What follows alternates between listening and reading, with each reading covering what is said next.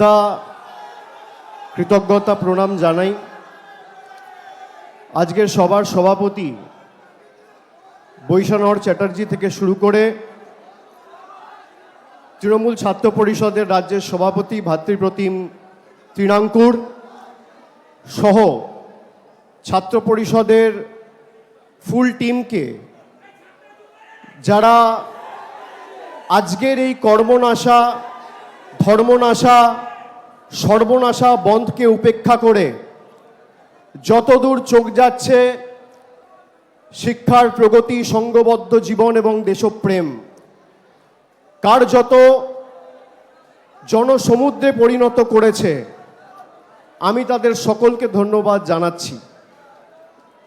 গতকাল ভারতীয় জনতা পার্টি 12 ঘন্টার বাংলা বন্ধ ডেকেছিল। আমরা যবে থেকে 2011 সাল থেকে এই রাজ্যে ক্ষমতায় এসেছি আমরা বারে বারে বলেছি আমরা এই বন্ধের রাজনীতির বিরুদ্ধে, এই কর্মনাশা সর্বনাশা ধর্মনাশা বন্ধের বিরুদ্ধে। বাংলাকে যারা অচল করতে চাইছে সেই রাজনীতির বিরুদ্ধে আমি অনুরোধ করব ভারতীয় জনতা পার্টির বাংলার নেতৃত্বকে যে প্রতি 28শে আগস্ট আপনারা পারলে একটা করে বন্ধ ডাকুন। আপনাদের বন্ধকে কি করে প্রতিহত করতে হয় বাংলার মানুষ জানে। আজকের সমাবেশে যে সংখ্যায় ছাত্র যুবরা তরুণরা এই সভাস্থলে মেয়র রোডে এসে উপস্থিত হয়েছে আমি মনে করি বিগত দিনের প্রত্যেকটা 28শে আগস্টের প্রতিষ্ঠা দিবসের কর্মসূচির রেকর্ড আজকের এই সমাবেশ ভেঙে দিয়েছে। এবং যত বাংলার বিরুদ্ধে তৃণমূলের বিরুদ্ধে কুৎসা হয়েছে অপপ্রচার হয়েছে চক্রান্ত হয়েছে ষড়যন্ত্র হয়েছে তৃণমূল কংগ্রেস তত শক্তিশালী হয়েছে। আমরা বিশুদ্ধ লোহার মতো সেই লোহাকে যত আঘাত করেছে যত তাতিয়েছে যত পুড়িয়েছে যত প্রহার করেছে সেই লোহা তত শক্তিশালী হয়েছে। একটা দুর্ভাগ্যজনক ঘটনাকে কেন্দ্র করে যেখানে সারা ভারতবর্ষের মানুষ আজকে বিচার চাইছে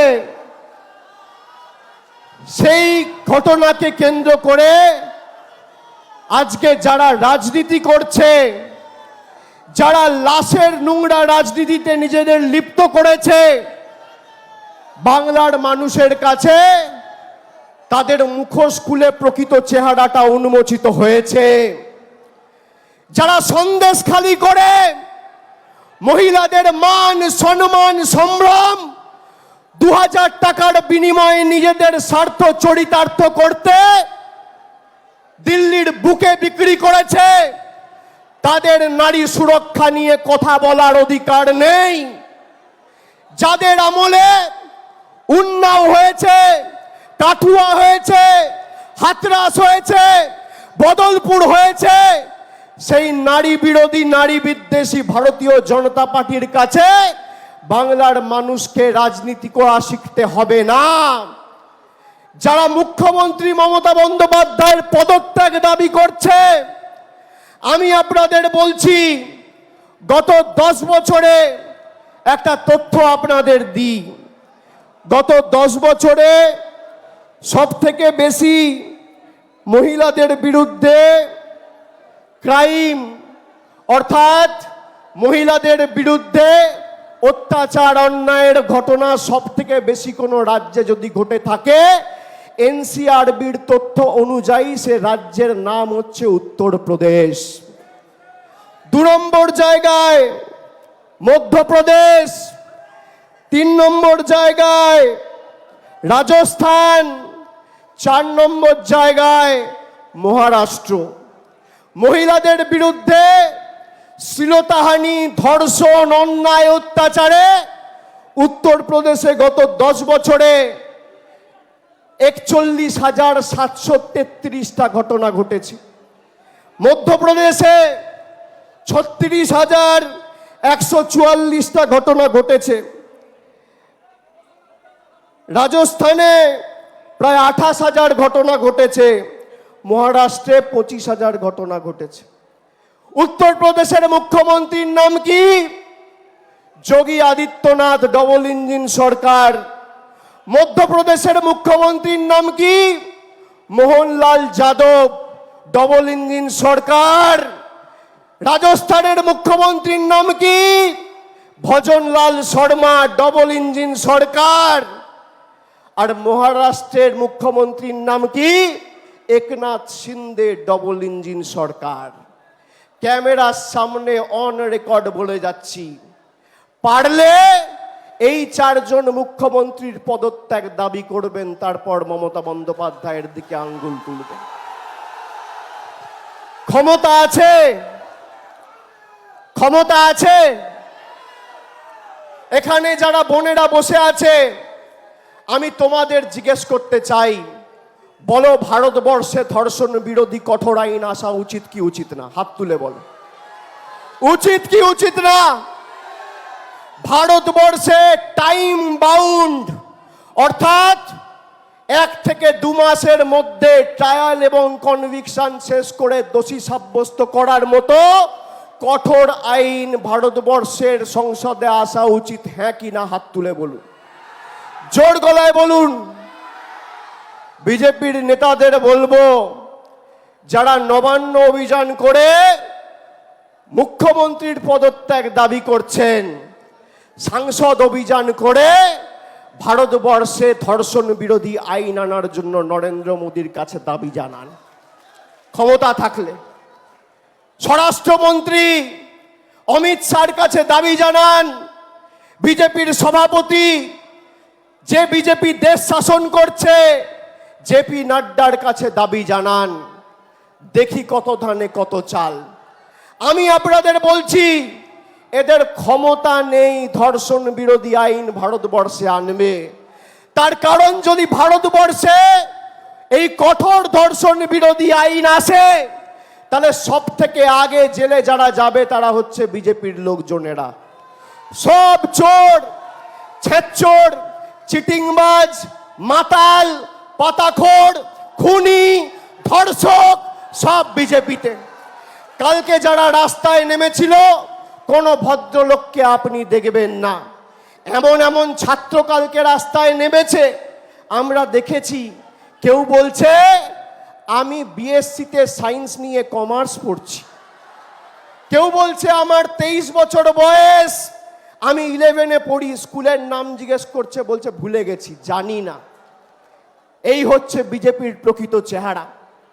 14 তারিখ বাংলার মায়েরা, দিদিরা, বোনেরা মেয়েদের রাত দখলের ডাক দিয়েছিল। আমরা সেই লড়াই আন্দোলনকে সম্মান জানাই।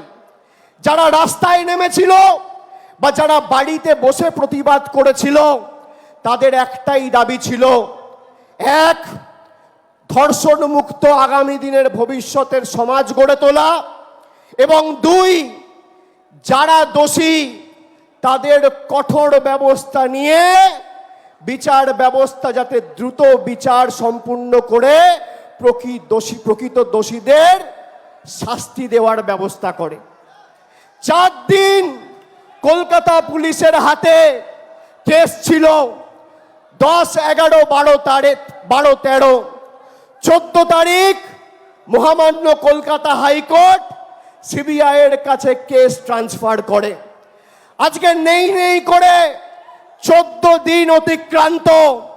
যারা সন্দীপ ঘোষের অ্যারেস্ট নিয়ে দাবি তুলছিল, কেন 14 দিন এই খুন আর ধর্ষণের মামলায় সন্দীপ ঘোষ অ্যারেস্ট হয়নি? সিবিআই কে জবাব দিতে হবে। যারা একটা মৃত্যু নিয়ে রাজনীতি করে, শকুনের মতো সাধারণ মানুষ বলছে বিচার চাই, আমরা সবাই বলছি বিচার চাই। আমরা চাই প্রকৃত দোষীরা শাস্তি পাক, আর বিজেপি বলছে মুখ্যমন্ত্রীর পদত্যাগ চাই। তারা ভাবছে কি, তাদের মনের সুপ্ত বাসনা 2021-এ হেরেছে, 16-এ হেরেছে, 18-এর পঞ্চায়েতে হেরেছে, 19-এর লোকসভায় হেরেছে, 23-এর পঞ্চায়েতে হেরেছে, 22-এর পুরসভায় হেরেছে, 24-এর লোকসভায় গোহারা হেরে লেজে গোবরে করেছে বাংলার মানুষ। ক্ষোভের বহিঃপ্রকাশ করতে আর বাংলাকে অশান্ত করার জন্য ইট পাটকেল ঢিল ছুঁড়ে কালকে পুলিশকে আক্রমণ করেছে। পুলিশ যে সংযমের পরিচয় দিয়েছে এটাই প্রমাণ করে যে বাংলা উত্তরপ্রদেশ আর গুজরাট নয়, বাংলা মণিপুর নয়। আজকে বাংলায় যদি কোনো ঘটনা ঘটে, মানুষ মাথা উঁচু করে মুষ্টিবদ্ধ হাত তুলে এক বুক আবেগ, এক বুক আশা, আকাঙ্ক্ষা, প্রতিবাদের অহংকারকে পাথেয় পথ চলার প্রেরণা করে রাজপথে নামতে পারে। মনে আছে সিঙ্গু বর্ডারে কৃষক আন্দোলন যারা করছিল, তারা যাতে দিল্লিতে প্রবেশ না করতে পারে 2 ফুটের এত বড় বড় পেরেক রাস্তায় পুঁতে রেখেছিল দিল্লি পুলিশ আর সিআইএসএফ। তারা আজকে ভাষণ দিচ্ছে, আজকে বন্ধ ডেকেছে বিচারের দাবিতে নয়। কালকে বিজেপির কর্মীদের পুলিশের উপর ঢিল পাটকেল ছুঁড়ে আক্রমণ করে সরকারি সম্পত্তি ভেঙে যারা অ্যারেস্ট হয়েছে, সেই দুর্নীতিগ্রস্ত চিটিংবাজ দুর্বৃত্তদের ছাড়ানোর লক্ষ্যে আজকে তারা বন্ধ ডেকেছে। বাংলার মানুষ দেখুক। আর বন্ধের নমুনা কি? আমি সংবাদ মাধ্যমের বন্ধুরা আছে, আমি সংবাদ মাধ্যমের বন্ধুদের বলবো, আজকে স্টেজের ছবিটা দেখাবেন না, একদিকে কলম করুন বিজেপির ডাকা 12 ঘন্টার বাংলা বন্ধ, আর একদিকে এই ছবিটা দেখান, মানুষ দেখুক কত ধানে কত চাল। কারা আমাদের শেখাবে নারী সুরক্ষার কথা? আমাদের বিজেপির কাছে শিখতে হবে। যে বিজেপির সরকার মণিপুরে 2 জনজাতি মূলবাসী মহিলাকে বিভক্ত করে রাস্তায় হাঁটিয়েছিল, সেই মণিপুরের মুখ্যমন্ত্রী এখনো পদত্যাগ করেনি। শুভেন্দু অধিকারী, দিলীপ ঘোষ আর সুকান্ত মজুমদারকে বলবো, যদি বিবেক থাকে আর বুকের পাটা থাকে, বীরেন সিং এর পদত্যাগ দাবি করুন, যোগী আদিত্যনাথের পদত্যাগ দাবি করুন। লজ্জা লাগে না?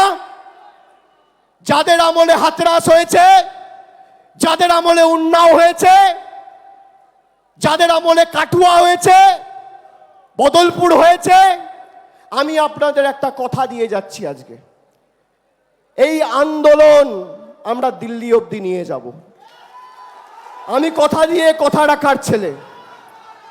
শুরু তুমি করেছো, শেষ আমরা করব। 100 দিনের আন্দোলন। আমরা যখন গরিব মানুষের টাকা চাইতে, গরিব মানুষের প্রাপ্য টাকা বাংলায় হেরে গিয়ে জোর জবরদস্তি এই বাংলা বিরোধী বিজেপি আটকে রেখেছিল, আমরা দিল্লিতে আন্দোলনের ডাক দিয়ে এখান থেকে ট্রেনের ব্যবস্থা করে 3টে ট্রেন বুক করেছিলাম। রেল দপ্তর আমাদের থেকে টাকা নিয়েছিল। টাকা নেওয়ার পরেও শেষ মুহূর্তে সেই ট্রেন ক্যান্সেল করে। আর কালকে বিরোধী দলনেতা শুভেন্দু অধিকারী সংবাদ মাধ্যমে বিবৃতি দিয়ে বলছে যে আমরা ধন্যবাদ জানাই রেলকে, যাতে সাধারণ মানুষ, ছাত্র সমাজের প্রতিনিধিরা নবান্ন অভিযানে অংশগ্রহণ করতে পারে, তাই সব ট্রেনে স্পেশাল বগি, এক্সট্রা বগি লাগিয়েছে। বলুন বিজেপি বাংলা বিরোধী নয়? বলুন বিজেপি জমিদার নয়? সাধারণ মানুষের আন্দোলনের স্বার্থে যখন তৃণমূল কংগ্রেস দিল্লি দখলের ডাক দিয়ে মানুষের প্রাপ্য অর্থ দিল্লি থেকে ছিনিয়ে আনার আন্দোলনের ডাক দেয়, তখন গরিব মানুষ যাতে দিল্লি যেতে না পারে সেজন্য ট্রেন ক্যান্সেল হয়। আর বাংলাকে অশান্ত করার জন্য সেই মোদি আর বিজেপি সরকারের নেতৃত্বাধীন ঐশনী বৈষবের রেল মন্ত্রক এক্সট্রা বগি লাগিয়ে সরকারি সম্পত্তি যারা ভাঙচুর করে তার ব্যবস্থা করে। জবাব দেবো কি দেবো না আমরা? আমি আপনাদের বলছি, তারা বলছে দাবি 1, দফা 1, মুখ্যমন্ত্রীর পদত্যাগ। তারা বলছে দাবি 1, দফা 1, মুখ্যমন্ত্রীর পদত্যাগ। আমি বলি দাবি এক, দফা এক, ধর্ষণ বিরোধী আইন। আগামী দিন তৃণমূল কংগ্রেস দিল্লির সরকার এবং কেন্দ্রের সরকারকে আগামী দিন যাতে এই সরকার ধর্ষণ বিরোধী আইন আনে। আপনি বলুন আমাকে, রাতারাতি এই সরকার নোটবন্দি করতে পারে, তাহলে ধর্ষণ বিরোধী আইন আসে না কেন? রাতারাতি এই সরকার লকডাউন করতে পারে, তাহলে ধর্ষণ বিরোধী আইন আসে না কেন? রাতারাতি এই সরকার অর্ডিন্যান্স এনে দিল্লির নির্বাচিত সরকারের ক্ষমতা কুক্ষিগত করে নিজের কাছে রেখে দিতে পারে, তাহলে ধর্ষণ বিরোধী আইন আসে না কেন? আমরা চাই যারা এই নারকীয় বর্বর ঘটনার সাথে যুক্ত, তাদের সমাজে থাকার অধিকার নেই। 9 তারিখ ঘটনা ঘটেছে, 10 তারিখ রাজ্যের মুখ্যমন্ত্রী বিবৃতি দিয়ে বলেছে যে এই কেস যদি চায় সিবিআই নিতে পারে, আমরা চাই বিচার হোক, সুবিচার হোক। আজকে 14 দিন সিবিআই তদন্ত করছে। সারদার তদন্তে 10 বছর হয়েছে, এখনো ফাইনাল চার্জশিট জমা পড়েনি। ট্রায়াল তো ভুলে যান। যত তদন্ত হচ্ছে, রবীন্দ্রনাথ ঠাকুরের নোবেল পুরস্কার থেকে শুরু করে, জ্ঞানেশ্বরী এক্সপ্রেস থেকে শুরু করে যত তদন্ত, একটারও কোনো সুরাহা হয়নি। 2 বছর ধরে আজকে শিক্ষামন্ত্রী জেলে, তথাকথিত আগের যে শিক্ষামন্ত্রী ছিল আমাদের দলের প্রাক্তন মহাসচিব পার্থ চ্যাটার্জি জেলে। কি বিচার হয়েছে? যারা রাস্তায় বসে মেধাযুক্তরা আন্দোলন করেছে, লড়াই করেছে, বিচার ব্যবস্থার একাংশকে কাজে লাগিয়ে বিজেপি খালি তৃণমূল কংগ্রেসকে দুর্বল এবং ভারতবর্ষের বুকে বাংলাকে কলুষিত এবং কালিমা লিপ্ত করার জন্য ইডি সিবিআইকে ব্যবহার করেছে। আজকে বিচার হয়নি। আমি আপনাদের বলছি, বিচার তবেই হবে যদি আইন আসে। আরেকবার আপনারা জোর গলায় বলুন, পিছনে যারা আছে মাইকের আওয়াজ যত দূর যাচ্ছে, আমরা চাই যারা এই ঘটনার সাথে যুক্ত, সে যে কোনো রাজনৈতিক দল হোক, কঠোর থেকে কঠোরতম শাস্তি হোক। কিন্তু তার সাথে এই ঘটনার যাতে ভূভারতে কোনোদিন পুনরাবৃত্তি না হয়, আজকে আমাদের যেটা দরকার সেটা হচ্ছে ধর্ষণ বিরোধী টাইম বাউন্ড আইন। এই আইন যদি আগামী 3-4 মাসের মধ্যে ভারতবর্ষের কেন্দ্রের সরকার প্রণয়ন না করে, তাহলে দিল্লিতে বৃহত্তর আন্দোলন তৃণমূল কংগ্রেস গড়বে, বৃহত্তর আন্দোলন গড়বে। আর মানুষ যদি রাস্তায় নামে, কেউ আটকাতে পারবে না। মানুষ রাস্তায় নেমেছিল, 100 দিনের টাকা আপনারা পেয়েছেন, কেন্দ্রের সরকার দেয়নি, আমাদের মামাটি মানুষের সরকার, আমাদের জনদরদি মুখ্যমন্ত্রী দিয়েছে। মানুষ রাস্তায় নেমেছিল, নবজোয়ারের মাধ্যমে আমরা পঞ্চায়েতগুলো নতুন করে গঠন করে যোগ্যদের সুযোগ দিয়েছি কাজ করার। মানুষ রাস্তায় নেমেছিল, আবাসের টাকা কেন্দ্র সরকার বন্ধ করে রেখেছে।